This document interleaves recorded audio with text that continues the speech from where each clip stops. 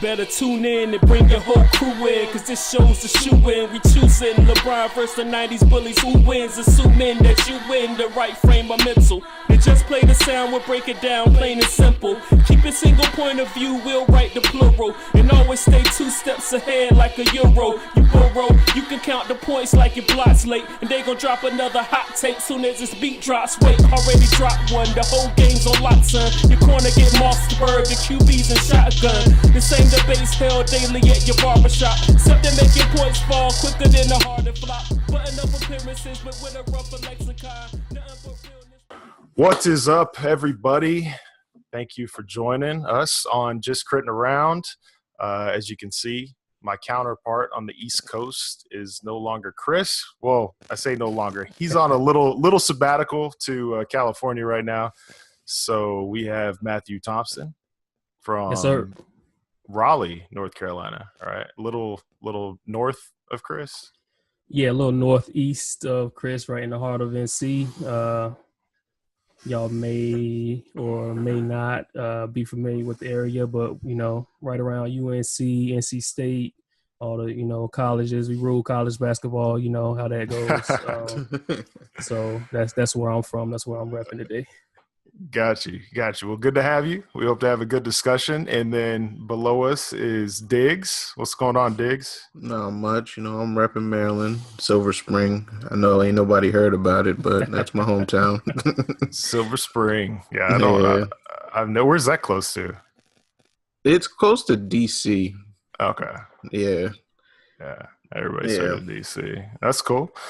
Well, everybody knows I'm from Oklahoma. UE GameWire is one of our sponsors, and they're at E3, so check out their site. They've been they were at the Microsoft event yesterday, and they've been updating their Twitter and their website just like every few hours, so definitely go check them out. Diggs, what do we got today? Well, we gotta talk about this finals, man. Like, I'm sick to my stomach personally with the Warriors winning, but they did it. Warriors at 5. That's, I thought it was going to be 5 or 6. Then when the first couple of games went down, I was thinking more like 4, but I'm glad it went a little bit longer. It's good for, now what do we got to watch? Golf or, I don't know. It's the stretch where you take up new hobbies. Exactly. So I'm glad they at least stretched it to 5. But yeah, let's get into that game. What'd you think of it, man?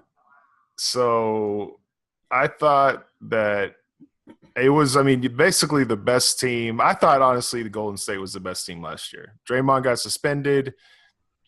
It kind of changed the dynamics of the championship game. And you pick up Kevin Durant, and and everybody's healthy.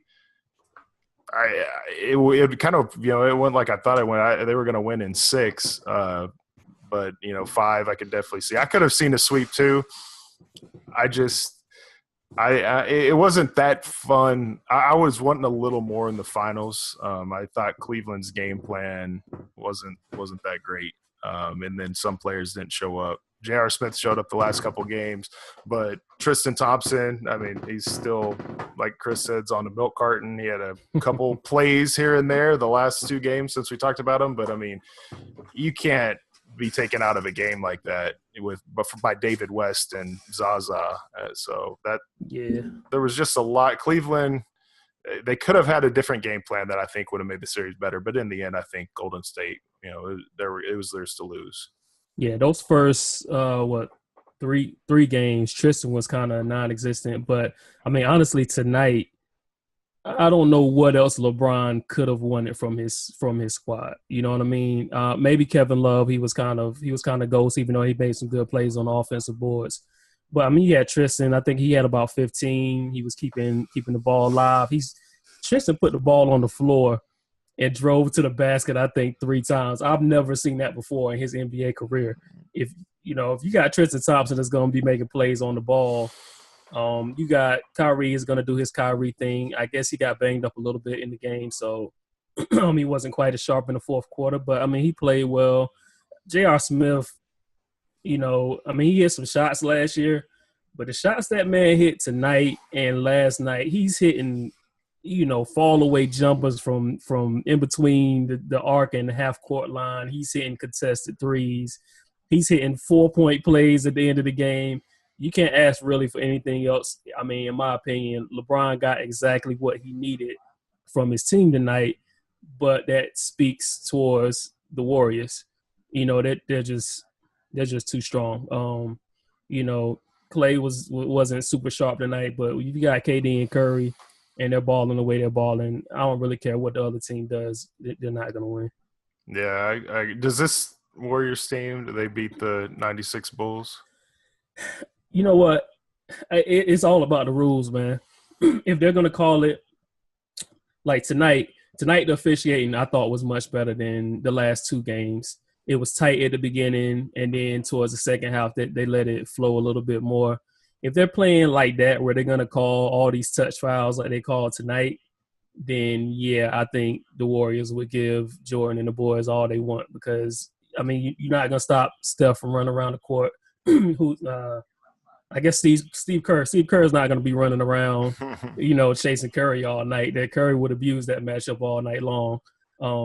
So I think with the rules the way they are now, this Warrior squad would definitely give them a run. I mean, it's hard for me to bet against Jordan. I would still probably say Jordan and the Bulls is 7, but I think the Warriors would give them a major run. But old rules where you could, Detroit Piston, arm bar, tackle, Debo. I think, even if you make the case, and I think it's a little overused as far as the hand checking and stuff. It might have been a little more physical back then, but I think post up, and that's one of the reasons you don't see the down low on the block and the post. But I think they honestly get away with a little more now. You see a lot of people just pass out of it or shoot that jumper instead of backing down because there's so much pushing and shoving, and some off the ball. With the moving screens. Man, those moving screens. It's funny to me tonight. Excuse me. The only 2 moving screens I've seen called in the whole series are called on freaking McCall and Curry. And I'm like, all right, Zaza Pachulia sets an illegal screen every possession. Yeah, Tristan Thompson commits an illegal screen every possession. Right. And they never call it. So, yeah, I mean, if you're going to give Bill Cartwright, who's a Nephilim giant, the ability to throw that illegal screen and throw that chicken wing out there and stop the defender from chasing Jordan around, then, I definitely could see Jordan getting off for more 63-point nights than he did, when he was playing. So it kind of just depends on how it's called. But I will say that I've never seen a team that could shoot like this Warrior squad. I don't. Too many weapons. They've got too many weapons. It's just not. It's not fair. It's just ridiculous the amount of talent that they have. Yeah, I think. What do you think, Dix? Man, like Matt said, I think it's just not fair at all. Like the way they shoot it. I mean, Steph Curry. I kind of have to give him the title of the best shooter I've ever seen. He has that. Anytime, it doesn't matter how close the defender is to him. There's a good chance. There's a better chance it's going in than it's missing.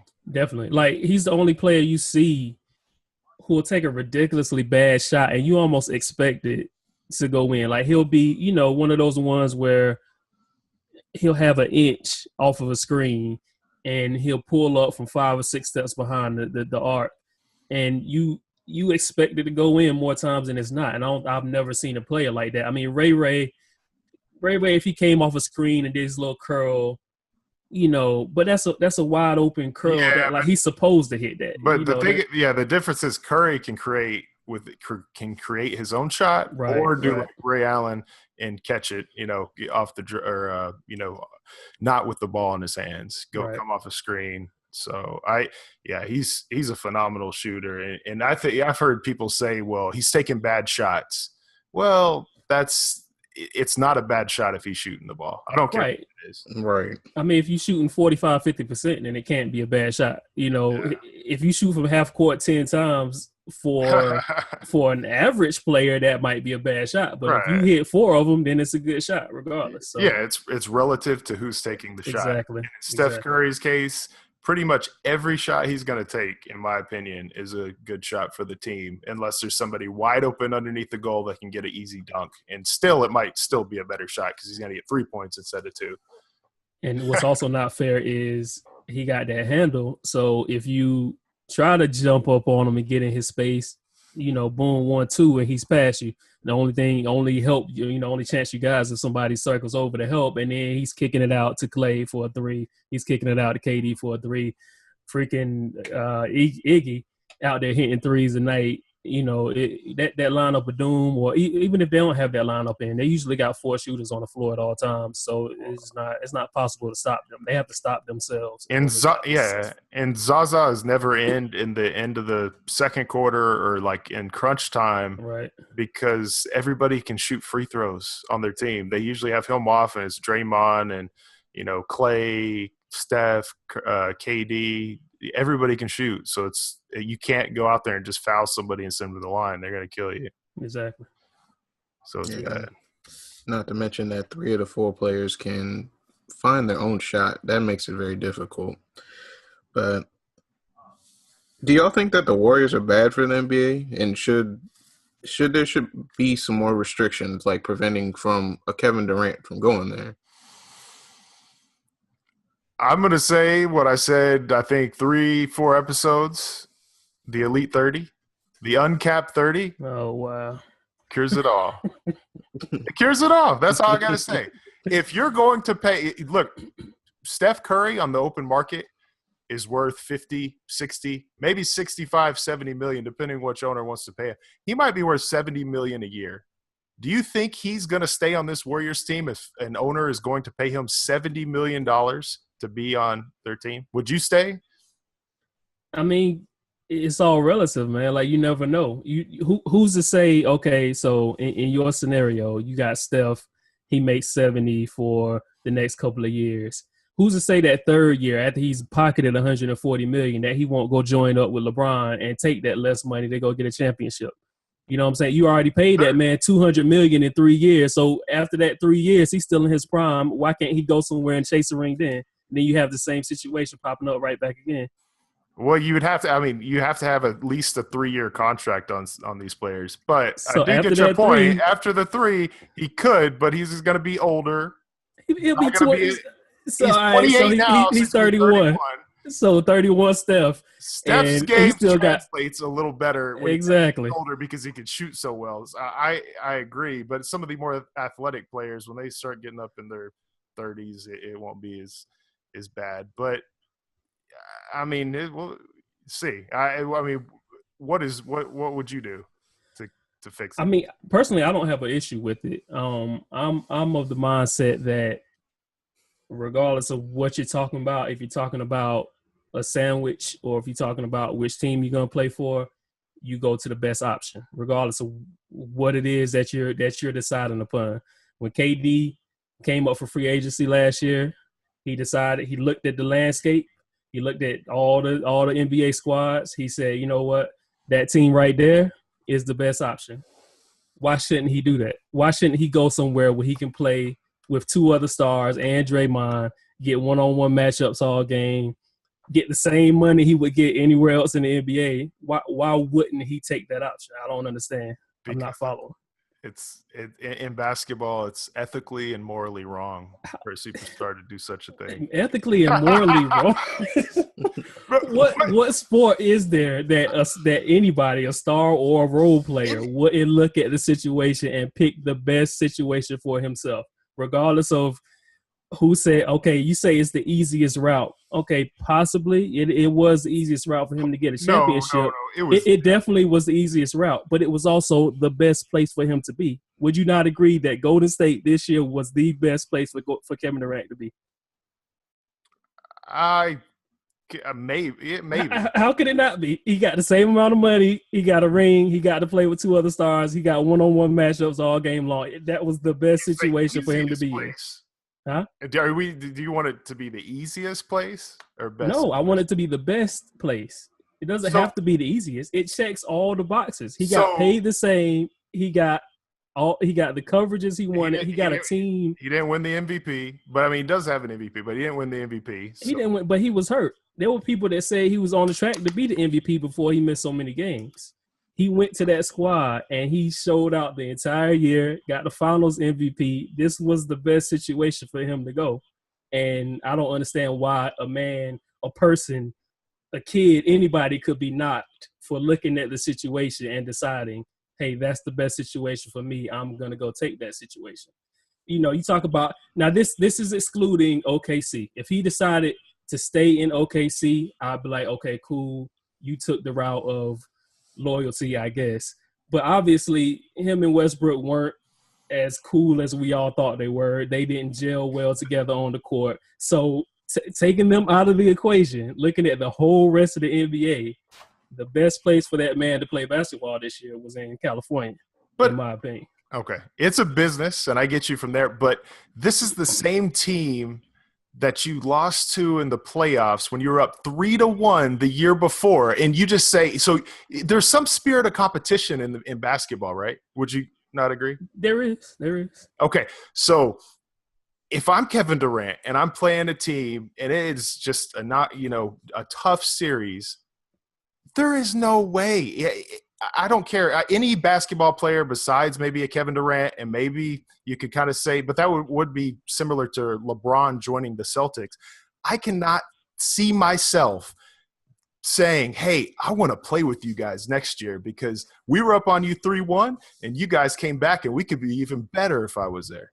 Well, in that particular scenario, if that's in a vacuum, that's the team we lost 3-1 to, I guess I can see that, but you got to take that out of the equation. You got to take history out of the equation. When he sat down on June the 15th or whatever last year and looked at the NBA landscape and looked at every team's roster and looked at every team's payroll, he chose the decision that was best for him. That was the best situation for his NBA career and for his personal life.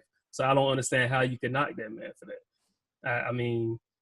I'm not knocking I am not knocking the business decision, and it is a business, so that's fine.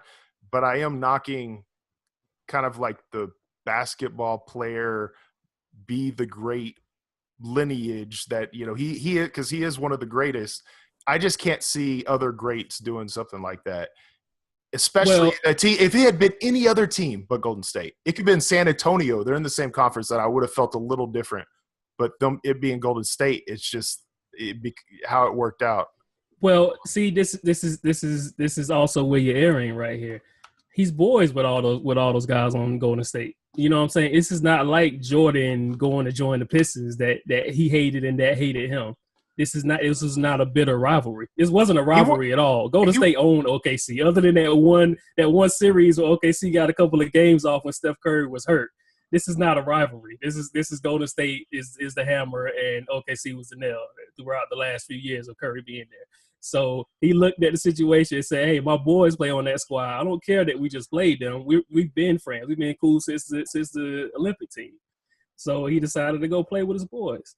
It's not like the old days where there was hate. All these guys. You see Draymond and LeBron acting like they're going to fight every game, and then the next day you look on YouTube and they in the barbershop chumming it up, getting lineups together, talking like it's nothing. They're all friends. They're all business partners. It's not like it used to be. So we can't paint it with that paintbrush that we did back in the 90s. This is the 2015 Migos, Odell Beckham, everybody's friends, everybody's happy in rainbows and unicorns. This is the life we live in. Everybody's cool, so he went and played with his boys. That's the way it goes. I blame this on Deion Sanders. You remember when Deion in '94 he went? He's like, all right, I'm gonna go win a championship with the Niners. And right. Right. I beat the Cowboys. I'm gonna go. The Cowboys look like a better option. They'll be even better with me there, so I'm gonna go be with the Cowboys the next season and win another Super Bowl. I mean, honestly, man, it's been going on for a minute. Like, Kevin Durant happened to be the highest caliber free agent that we've had in the last couple of years. But there's been other high caliber stars that switched teams and went to direct competitors. You look at Steve Nash when he went and joined the Lakers after they got Dwight Howard. You got Dwight Howard, Steve Nash, Paul Gasol, Kobe Bryant, Ron Artest. That team goes like 6 deep with all-stars, and nobody had an issue with it. Nobody said a word. Spent the week, in between games in the hospital.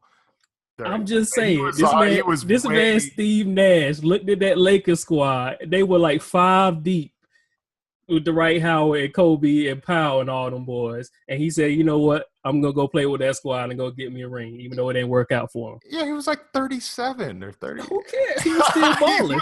He was still – okay, all right. So LaMarcus Aldridge. When that Spurs team a couple of years ago popped up, they still got Tony Parker, Duncan, Manu, Kawhi. And then who came free? Who was the top free agent that year? Was LaMarcus Aldridge not the top free agent that year? Yeah, but I'm not a fan of it. I think LaMarcus. I'm not talking about what's happened since he's been there. I'm saying he was the number 1 free agent. He looked at the whole NBA landscape and said, you know what? The Spurs is the spot for me. They were the best. Coming into that year, we didn't think Golden State was going to win the championship that year. We thought the Spurs were going to win because they added LA and they already had a crazy deep roster. This happens all the time. Super teams. Are you really comparing Kevin Durant to LaMarcus Aldridge? Like I said, he's a higher caliber, but I'm saying LaMarcus Aldridge was the top free agent. He went to a direct competitor from the Blazers to the Spurs, and nobody had an issue with it. So why do we have an issue with Durant? It's the same situation. It's the exact same thing. Why is it an issue now? Because they're good? I think LaMarcus Aldridge is more of a piece to a championship type team. He's not – Kevin Durant is going to be the key player. He's the centerpiece of a great team. So because he's a centerpiece, he can't make the best decision for himself?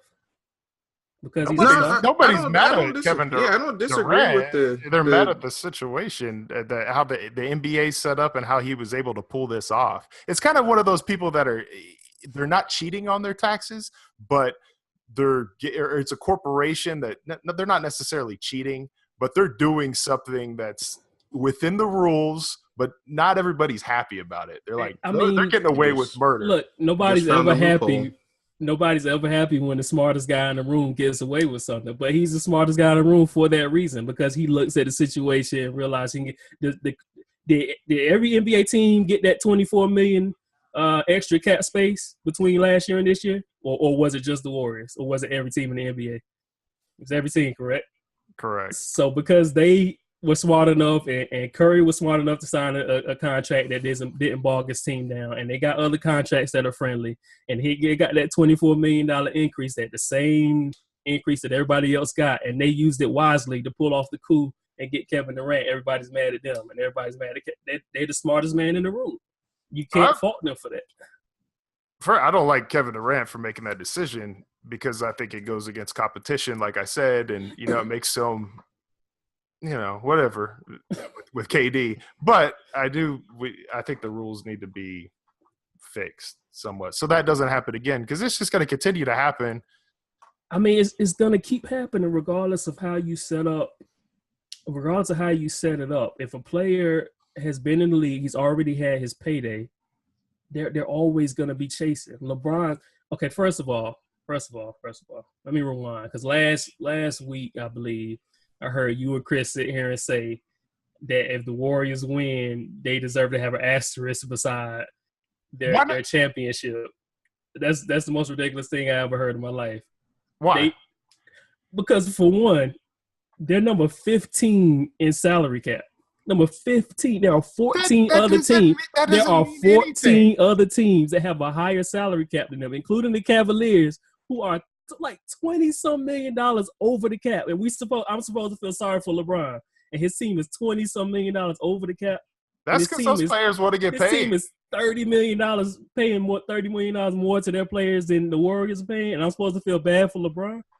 That's his team. He custom built that team. Why should I feel bad for LeBron because he got stomped on by the Golden State Warriors? That's on him. I don't feel bad for LeBron. He put that team together. He got them Gilbert to pay all those players all that ridiculous amount of money. That's on him. That $24 million came up. He decided to give it to Tristan Thompson and J.R. Smith and Corver and all these guys. That's on him. The Warriors took that same money and gave it to Kevin Durant. So I don't feel any sympathy for LeBron James. This team's paying ridiculous amount of salary cap and luxury tax. So I mean, you can go ahead and get out of here with LeBron talk and everybody feeling sorry for LeBron. That's just because people are bad with their money. We've got it's Steph Curry MVP, Kevin Durant MVP, in the And that's it. prime of the That's career. it. And And then that's it. Klay Thompson, That's it. perhaps No, okay. the best Klay shooter in the is an league. all-star, and Dray. That's another thing I'm kind of irritated with. All right, Draymond Green is not like, in my opinion, he's a good player. He's a great role player. He does his thing for his team. I don't think Draymond Green is like some all-world type of player that everybody wants to lump him in with Durant and Curry. He's a good player. He complements their team. I don't think you could put him on OKC and he'd be the man, or put him on. No, but when you put him with three of the best shooters Exactly. on the planet, when you put him on that perfect. team. Yeah. When you put him on that team. But he and himself, you can't completely. lump him in and be like, oh, Durant is playing with three other Hall of Famers. Green is a good player. He's not some star, awesome, super top 50 type player. Klay Thompson is not a top 50 type player. You got Durant. Klay Thompson's not top 50? I'm not talking about NBA, right? I'm talking about all time. Oh, okay, yeah. I mean, I definitely. If you look at the Cavs this year, they got the best player. They got one of the best 2 or 3 point guards. They got the best stretch big. They got one of the best shooters in Corver coming off the bench.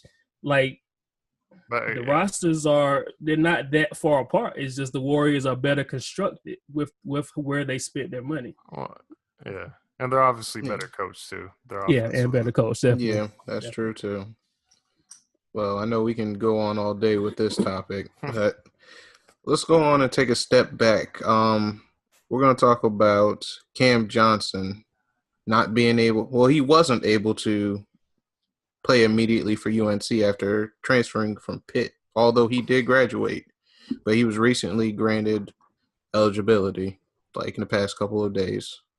So what do y'all think about that? Matt, you actually brought up the story to me, so why don't you start with it? Yeah, I brought it up. Cam, he played for Pitt. He got an injury in his freshman year, so he was redshirted. So he has 2 years of eligibility left. So when he transferred to UNC, which, of course, it was a big deal for me because, like I said, I'm here in UNC country, and Pitt was trying to deny his eligibility, at least for this first year. Now, I have an issue with this in general as far as when it comes to transfers. Now, it's slightly lessened if you're talking about a transfer of somebody who's still under scholarship, who hasn't graduated yet. But a scholarship player who has already graduated, to me, I don't feel like he has any ties to that university anymore. And if he has eligibility left, he should be able to move on and play wherever he wants to. And I heard Justin disagreeing with that, saying that they should be, I guess, tied still to that school that gave him the scholarship. I do like it, and this has been around in college football for a little while, and it's been in college basketball for a little over 5 years. I like letting a player, because a situation, there's after being there for a few years, maybe you don't like the coach as much as you thought you would have when you signed your letter of intent. I think they should be able to transfer. I don't like them transferring in conference. And here's I don't like it because obviously you're going to play them more times per year. You're going to play them in the conference tournament. I just don't like it of how it could end up. Nothing's really happened so far, but look at like Grayson Allen for Duke. He could graduate early. He's going to come back for his senior year. What if he graduated early? What if he goes to UNC? No, don't say UNC. That we don't even entertain. You say NC State or somewhere else. Don't say if it's in conference play, he can go to UNC. And if we wouldn't allow that. But I see what you're saying. If UNC brings in a new coach, he's like, man, Grayson Allen, let's pick him up for his senior year. It's going to be great. That's what I fear could happen with a rival. You're going to see a graduate transfer that maybe he has a better outlook at the new school that was a rival from the school that he played at for 3 years. That's what I don't like. But I do like the graduate transfer rule. Yeah, I mean, I see your point. I see how it could lead into kind of murky waters, but at the same time, scholarships are year to year. You know what I'm saying? A coach could come in, say, okay, well, we're going to talk about Stoops later. Let's say another whoever just got hired. He could come into the team that the former coach had, look at all his scholarship players and say, you know what, you and you don't fit my scheme. I'm taking your scholarships away. And that's it. Like, they have no say in it. They just either have to pay their own way for that year in school, or they have to go and find another school. Right. So if that's the case, if a coach can come in, or for any reason a scholarship can be taken away year to year, I don't see a reason why a student can't leave year to year. Like, the contract should just be year to year on both ends. If it can be that way from the coach or from the university towards the player, then it should be able to be that way from the player towards the university.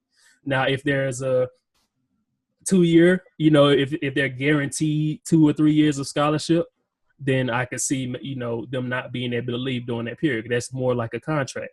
If you say, I'm bringing this player in from high school and I'm guaranteed his 4-year scholarship, then he should be tied to that university for those 4 years, in my opinion. But if you're telling me that player can get cut and lose his scholarship after his freshman year through no fault of his own, just because he doesn't meet the new coach's scheme or whatever, and I feel like he should be able to leave on his own accord in that same fashion. I mean, it's the way I see it. Yeah, but I mean, if a coach, the contracts are definitely sided. They're contracts of adhesion sided towards the universities. I would agree with you there. But if a coach does obviously say, this player doesn't have a scholarship anymore, he's not tied to, if he gets his scholarship pulled, NCAA rules allow that player to transfer. If you sure about that? If he's no longer on scholarship, if their scholarship gets pulled, yes. You sure about that? He can transfer in conference and play that very next year? No. He still can't.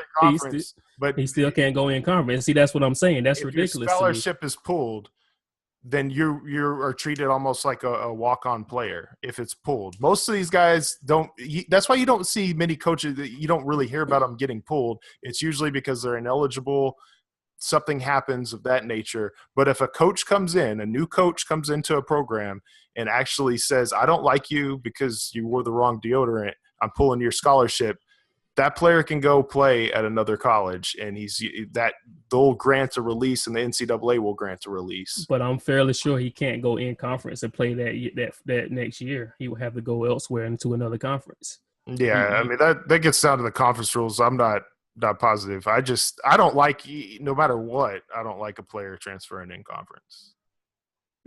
I mean, I see both sides of the argument, but to me, the way the student to me is so taken advantage of in the system, he's basically a battery. He's a AA battery. The university uses him till they don't need to use him anymore, until his power goes out, and then they toss him aside, and he has no say in the matter. They make money off his likeness. They make money off his, well, I guess the O'Bannon case might change that at some point, but they make plenty of money off the athlete. They, can pull the athlete scholarship at any time. I feel like the only power that athlete has or that student has is the power to go take his services elsewhere. And I don't think that you should be able to tell him that he can't take those services wherever he wants to take them, assuming that you're not giving him a scholarship that year, or assuming that he's graduated, which in this case he has graduated. So I think do you think it hurts the mid-May? College basketball is all about parity, and we wait for March Madness because you have a team like Southern or Stephen F. Austin that might be in the tournament. Does this hurt those smaller schools? Because all of a sudden, if you've got a guy that maybe was a late developer, and all of a sudden he's a graduate senior and he transfers to a Duke or North Carolina, and all of a sudden you don't have those teams being able to compete in that tournament. I actually think it is the reverse of that. I think the mid-majors, or I know they don't like being called that, but the smaller schools, I think they benefit from the transfer rules, because most conferences don't allow you to transfer in conference and play that next year. So you have stars or high caliber 4 or 5 star players that transfer to smaller schools, to a Kansas State or to a Appalachian State, a school they wouldn't normally go, or they didn't go to. They might have gone to Alabama, but Alabama has 7 halfbacks that are all, better than that player. So they go play elsewhere in one of the smaller schools, and they're able to start at that smaller school, and that other school benefits from that. So I think it's more so that the smaller schools benefit from the transfer rules. So there's over 100 graduate transfers from this year, and over 70% of them you could say are smaller schools. Smaller schools go into bigger schools. Oh, really? Yeah. Wow. I do see what you're saying, but it seems like some of these guys that are, playing for Hofstra, Rice, Howard, St. John's, Texas Southern, they're Getting poached. yeah, they might be getting poached. I see what you're saying. I can see both sides of it, but then you got to think back to our previous story of players like a Kevin Durant. You don't see anything wrong with that, but I think people would take advantage there, find loopholes if you just open it up to you can go anywhere in conference, no matter the school, because it's not necessarily the players. You can definitely feel bad for them if they're in a bad situation, but it's the coaches and the outside influence moving these players around after they've signed a letter of intent to play somewhere for 4 years. I think it'd be ultimately bad for basketball. I see that. I think the whole system needs an overhaul. I don't know exactly what the overhaul would entail, but I just don't like the system. I don't like that coaches, I think you should pay them.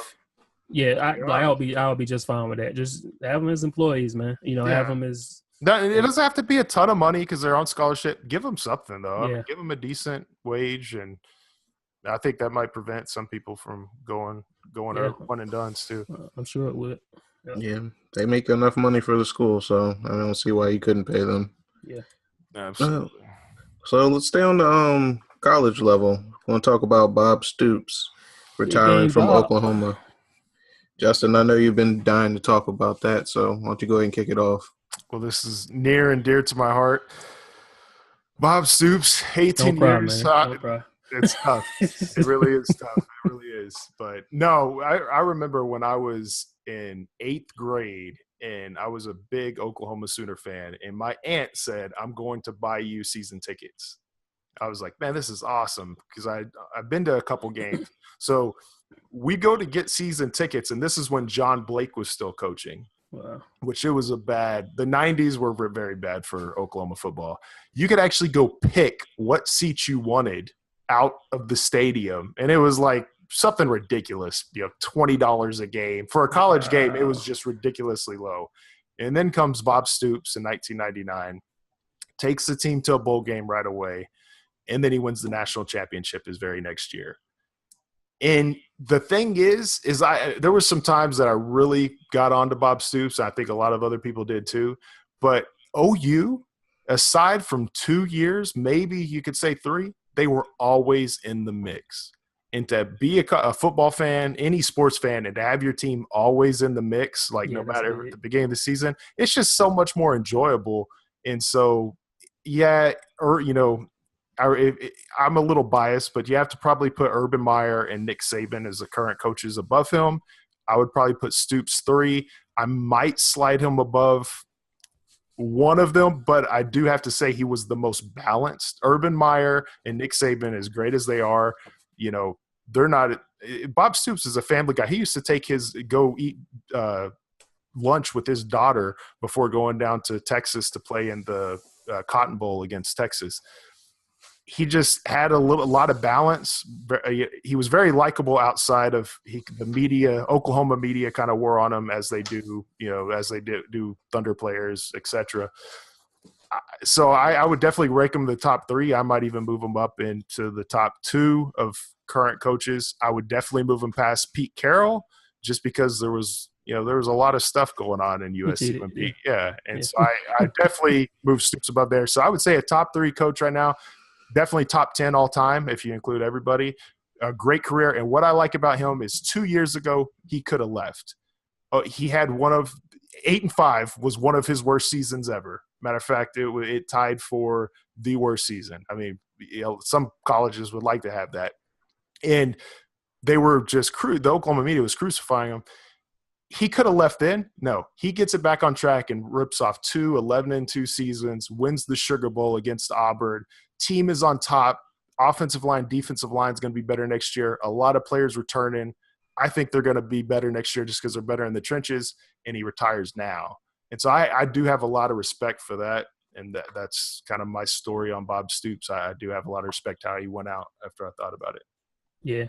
I mean, I, for whatever reason, I've always been a fan of Bob Stoops, and I've always liked Oklahoma. I've liked them since he's been there. I like the Sooners. I used to watch I've always a UNC fan, of course, but I would watch the Nebraska and the Texas and the Oklahoma and that whole Midwest, battle that they had going on.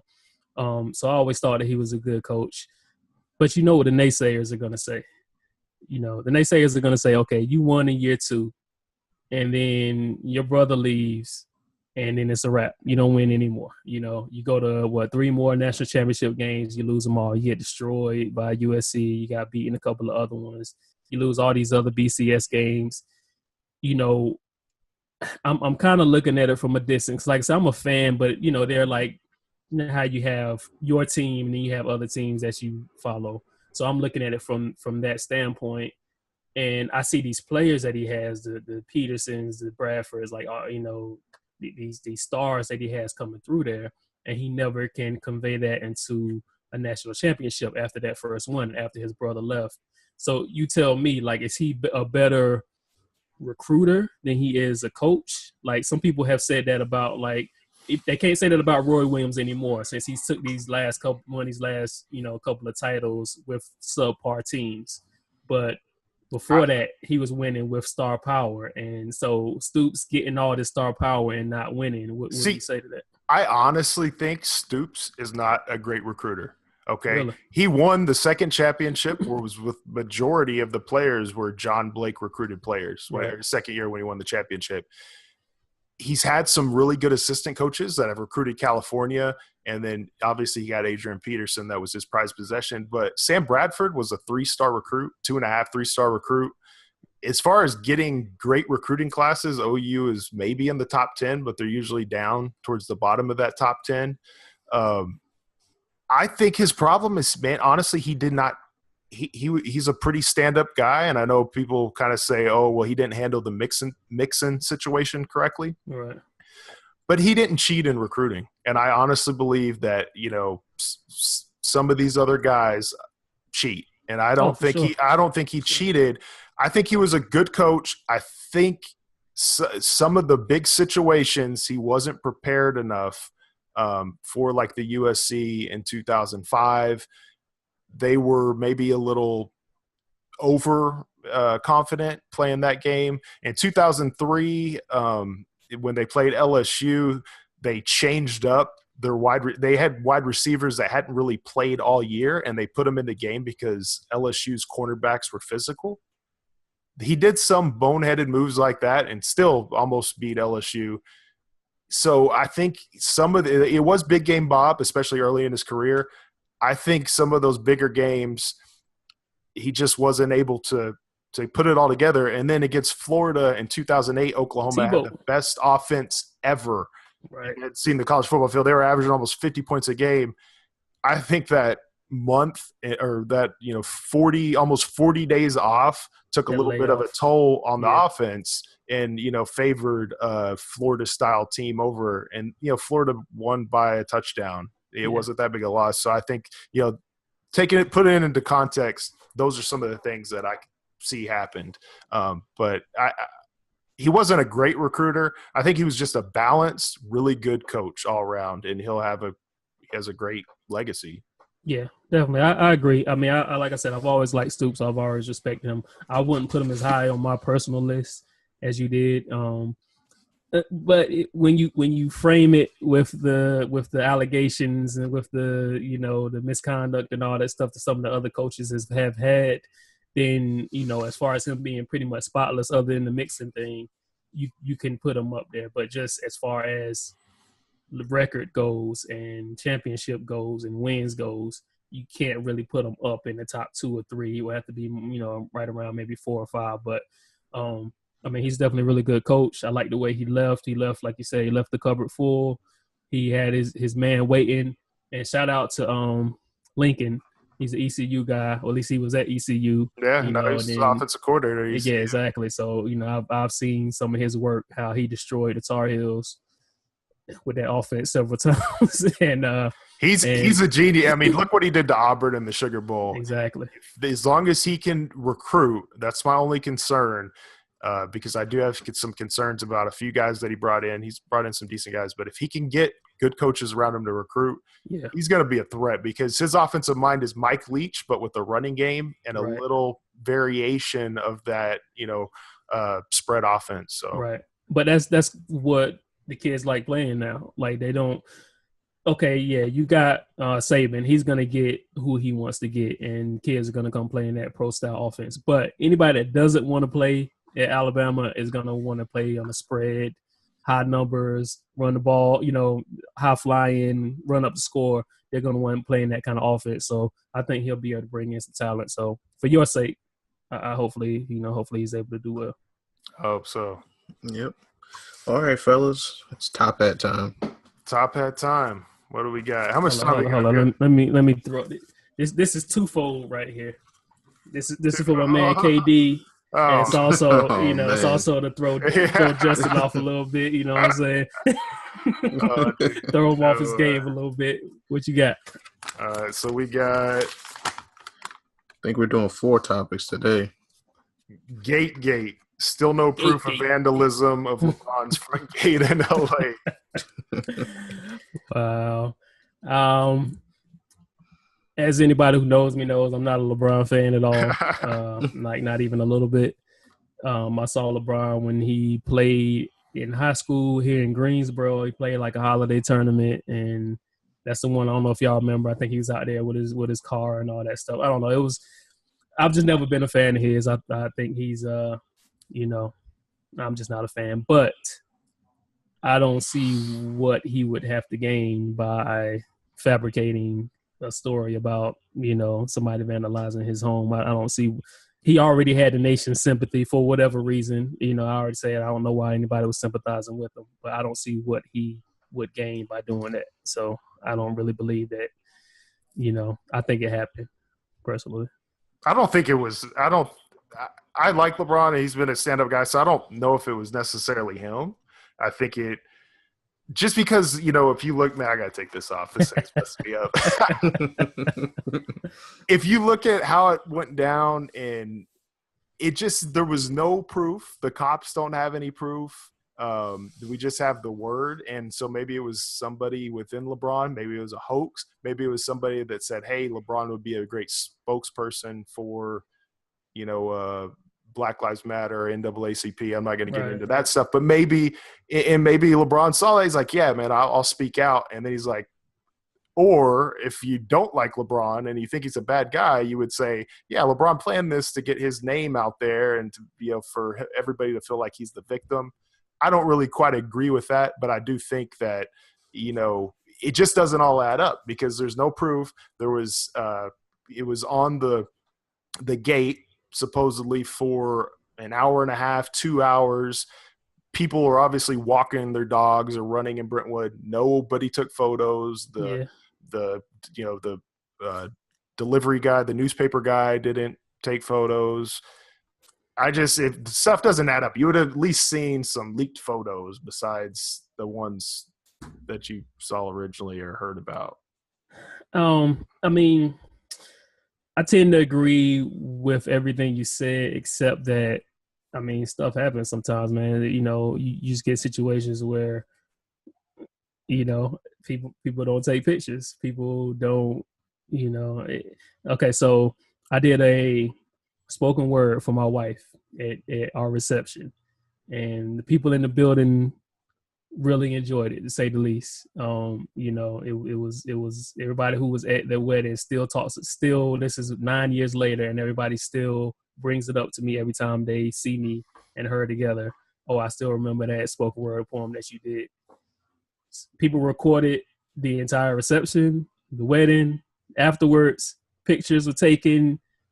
Nobody has any evidence at all of that spoken word. For whatever reason, every camcorder was down. I guess maybe they were paying attention. No pictures were being taken. There's no video or photo evidence of that happening, but it happened. And everybody who was there in the building knows it happened. So just because there's no evidence. How long ago did you get LeBron, married? 08. We live in 2017. Oh wait, the iPhone just came out. It didn't have a camera on it. People had camera phone. I had a camera phone back then. I had a camera phone when I was in high school. What you talking about? People had camera phone. Yeah, But I do feel you. I feel their you. memory was full. I'm just saying it does not add up. It's like something's fishy going on there, and I'm not saying it's LeBron. It might be somebody on his team. It might have been for a good cause, but it's very odd that nothing adds. Nobody has any evidence, and they painted over it before the cop. If somebody vandalized, somebody actually did vandalize our office, and the first thing, it was the second time it happened. The cop said, "Call us, especially before you paint over it," right? Because they have to assess, if it was a local gang, what exactly, because they'll put two and two together and help you find who did it. It just doesn't add up. It's just kind of odd, and nobody really talked about it afterwards. So that's it's definitely odd. I will say that for sure. It's odd. I wouldn't believe somebody would fabricate that, but it's odd. I will say that. Well, I'll be glad to see some kind of resolution to it. Either it come out that it was fake, or either some proof come out one way or the other. Right. All right. So what else we got? We got 3-on-3 basketball in the 2020 Olympics. Nice. Excited about that. What you think? I think I might start getting in shape, because my 3-on-3 basketball game translates a whole lot better than pros. Like, everybody thinks they can play 3-on-3 basketball. I mean, Ice Cube, before he got his 3-on-3 basketball, he probably thought, hey man, I could get a 3-on-3 basketball league for myself. Hey man, he messed around, dropped triple double. Right. So it opens it up to a whole new vast arena pool of players that could play in this 3-on-3 basketball. I think it's really cool, and I think that Ice Cube is coming out at the perfect time. Perfect. Because one of those teams, or the all-star from that 3-on-3, is probably going to be in this 2020 Olympics. Yeah, he couldn't. I don't know if he had like inklings of that, if he had heard rumors or what, but there's no better time that he could have come out with his league. It's just getting ready to kick off. I think I'm going to check it out. I think me and Chris might go check it out July 2nd here in Charlotte. But anybody who's curious, say who's only, of course, we grew up playing 3-on-3, 2-on-2, 4-on-4, whatever. So we're used to the format. But for people who maybe have only seen the Warriors and the Cavs and don't know what street ball looks like, they're going to want to pay attention to Cube's league to kind of see, all right, how does this work? How is the motion? How is the offense? How is half court basketball even played? You know what I mean? Like that, to somebody who didn't grow up playing that could all be a foreign concept. So I don't know if you saw the rules. I looked it up. Each game is 10 minutes long. There's no halftime. There's no timeouts. There's no breaks. 12-second shot clock. So the whole game is the whole game is 10 minutes long. That's a quick game. My 3-on-3 games going to 15. I mean, right. 45-minute games. But it's going to be wild. Like you got all that pent up aggression and adrenaline and energy, and you telling me that this game is going to be over in 10 minutes. Like, it's going to be nonstop running.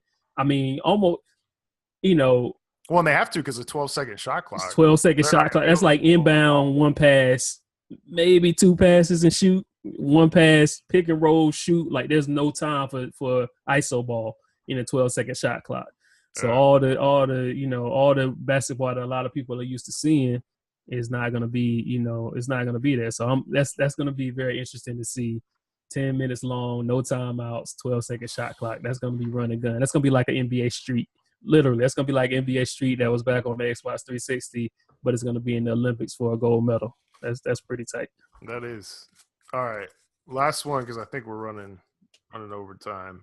From assistant coach to GM, Becky Hammon being interviewed for Bucks GM position. Well, from what I've read, she is no longer interested, or she didn't make the finalists for the position. But I mean, it's a good look that she was interviewed. As long as I'm a fan of minorities, blacks, women, whoever, getting a shot at doing something or getting positions that are normally held down by, the same group of people.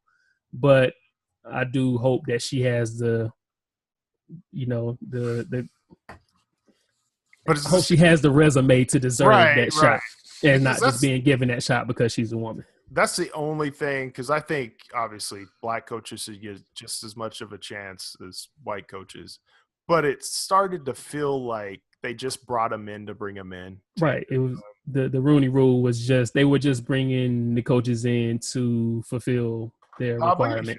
Right. Yeah. And it's like it was almost a waste of time. So I hope that this was not the case for this. Right. Just for free publicity. Oh, we're gonna bring her in so we can look good. Right. Right, because you saw some like there was a few. I forget some of the teams, but they brought in coaches after they pretty much had told one of the coaches they brought in that they're hired, and they brought in an African American coach to fulfill their role, or a minority coach to fulfill their portion of the role. So I don't know. Anyways, I think that's it, man.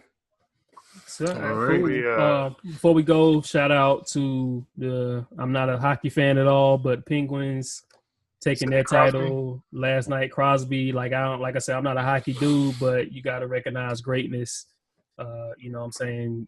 It's rare for the best player in a sport like that to also deliver and get gold medals and get Stanley Cups and get Finals MVP. So that's real big. I like to see that. I like to see when the best players show up, and like KD, like Crosby, like LeBron, they show up when the time is to come, and they do their thing. So shout out to the Penguins.